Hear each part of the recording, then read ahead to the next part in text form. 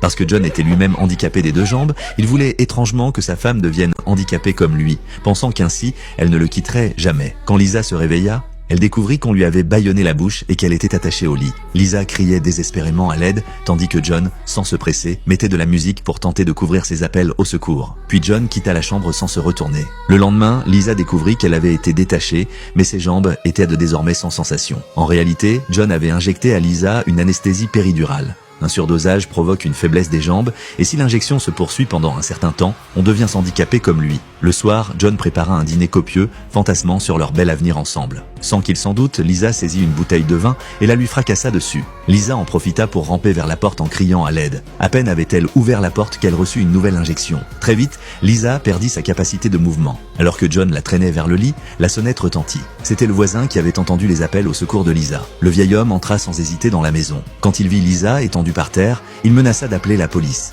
Mais comment John aurait-il pu le laisser partir ? Pendant la période qui suivit, Lisa et John menèrent la même vie. John alla même jusqu'à sortir une bague pour la demander en mariage. Lisa accepta en apparence, mais profita d'un passage aux toilettes pour dérober discrètement un coupe-ongle. Le soir, Lisa profita de l'absence de John pour couper secrètement les cordes. Mais au moment où Lisa venait de franchir la porte, John revint. Terrifiée, Lisa se retourna et rampa vers la cage d'escalier. John la poursuivit en accélérant dans son fauteuil roulant. Les deux handicapés se battirent ainsi. Mais après tout, Lisa avait une arme en main. Finalement, John tomba du 7e étage. Il ne mourut pas de sa chute, mais devint tétraplégique. Quant à Lisa, après traitement, elle se rétablit rapidement et devint la tutrice de John. C'est alors que commença le moment de la vengeance de Lisa.